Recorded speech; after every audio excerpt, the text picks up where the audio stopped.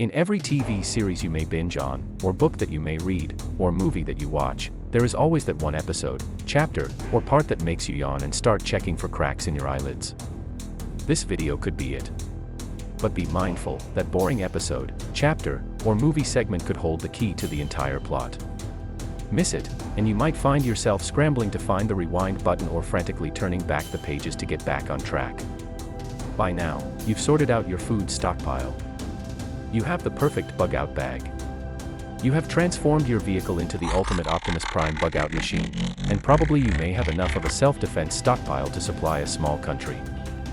But wait. What about that one small-sized essential that offers big benefits and could really save your life when you need it most? The one essential that, if you don't have it when everything goes haywire, could make all your prepping seem like a futile exercise.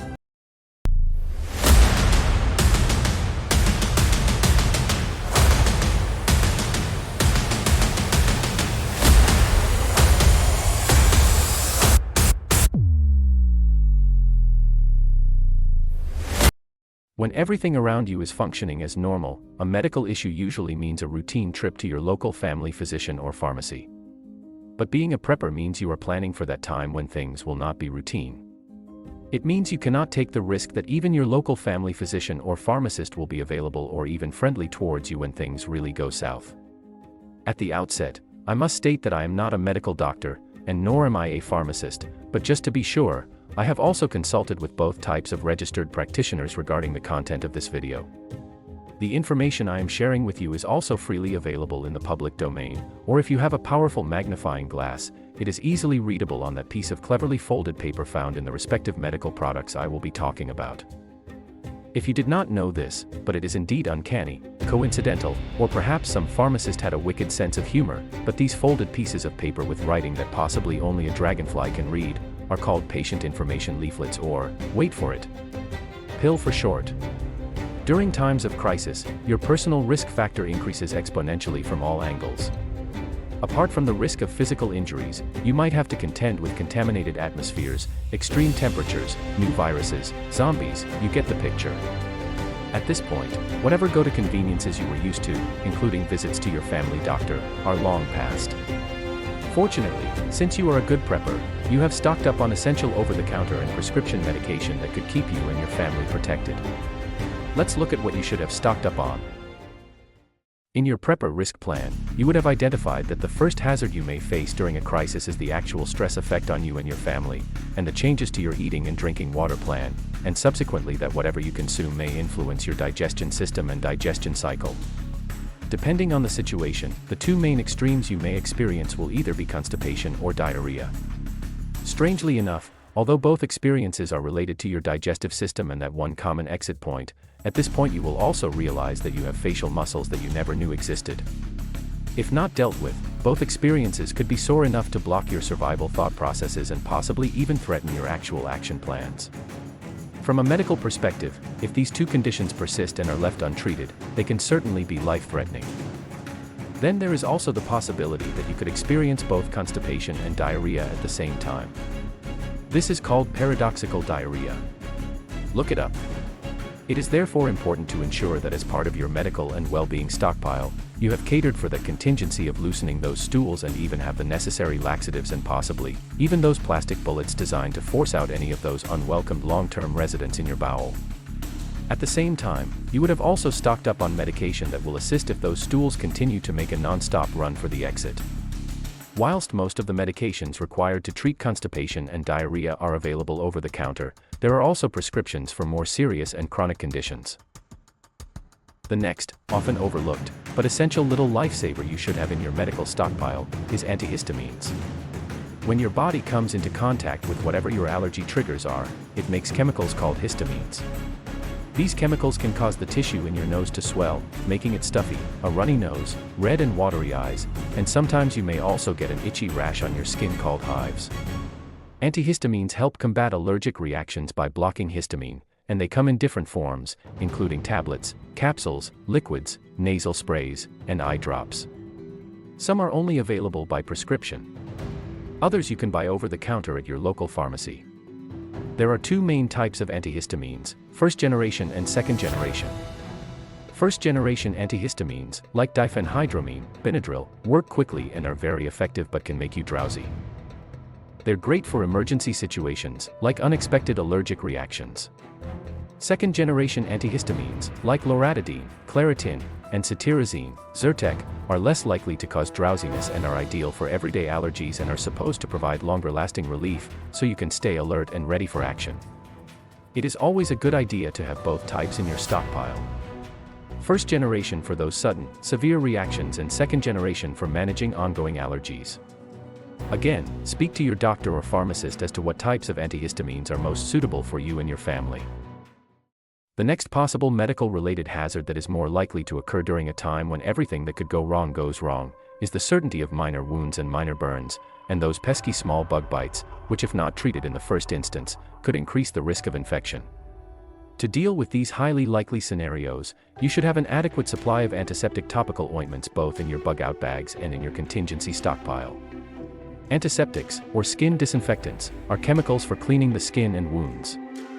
They can kill or prevent the growth of microorganisms or bacteria that cause fungal infections, and some are also formulated to have anti-inflammatory properties. There are of course a wide range of antiseptic ointments available, so dependent on personal medical allergies and preferences, stock up on these little tubes now. The next hazard you will have identified is the possibility of bacterial infections. From ear infections to skin or soft tissue infections, to upper respiratory tract infections, you will need antibiotics to counter these types of infections.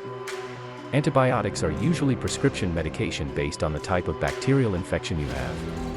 Some are extremely specific in their range and action, and others act against a broad spectrum of different bacteria and are particularly useful in combating mixed infections. By now you probably are familiar with names such as penicillin, amoxicillin, metronidazole, doxycycline, azithromycin. At this point I ask myself, why do medications always have hard to pronounce names? You probably even have some of the brand names like Augmentin, Amoxil, Cipro, etc. in your medicine cabinet. However, knowing these medical names and having some of the brands in your cabinet does not make you a doctor or pharmacist. If you are indeed one, thank you for subscribing to my channel. You should note that antibiotics are categorized in different classes specific to the nature of their formulation, intended actions, and the bacteria they are intended to kill off. Whilst your family doctor is still in one piece and is speaking coherently, find out more about antibiotics, which of these may or may not be suitable for you, and how these could be instrumental in saving your life at some point. Depending on where in the world you are, you may be fortunate enough to get a prescription to keep an emergency stock of essential antibiotics. Then there is the risk of viral infections. Whilst bacterial infections stem from bacteria, viral infections stem from viruses. A bacterial infection and a viral infection may cause similar symptoms, but the difference between them is that only a small percentage of bacteria can cause infections, whereas most viruses are considered parasitic once they invade your body. A viral infection can reprogram your cells to start a new assembly line and replicate more viruses. From the common cold to the flu, to gastroenteritis, to Ebola, to measles, to rabies. These are some of the common viral infections. As a prepper, forget for a second about that 6-foot zombie, or that apocalyptic armed-to-the-teeth Mad Max type army that could appear on the street during a crisis. A tiny virus, the largest of which is still smaller than the smallest bacteria, could, if unchecked, be a greater threat to your survival than what you have already imagined. The types of medications you should have in your contingency stockpile could be endless, as this will depend on you and your family's age and medical profile, your risk assessment, the potential scenarios you have planned for, and the environmental conditions that you may be exposed to.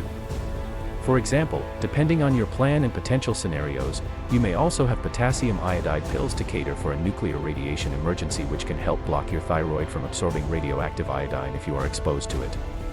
However, it will be also important to note that, like with any medication, taking it at the right time, in the right dosage, and for the right purpose is the most crucial factor. Again, consult with your doctor or pharmacist whilst you are able to. The expiration date of a drug is crucial. It is the final date the manufacturer guarantees full potency and efficacy of a particular medication. However, some medications can be used beyond their expiration date if stored correctly. The US FDA's Shelf Life Extension Program has shown that certain products can remain stable for months or even years past their labeled expiration date, provided that they are properly stored. My objective was to make you focus on this element of your prepper planning so that you have what you need when you need it, rather than need it and not have it. Having a broad range of medication at your immediate disposal to deal with skin infections, bacterial and viral infections is a no-brainer.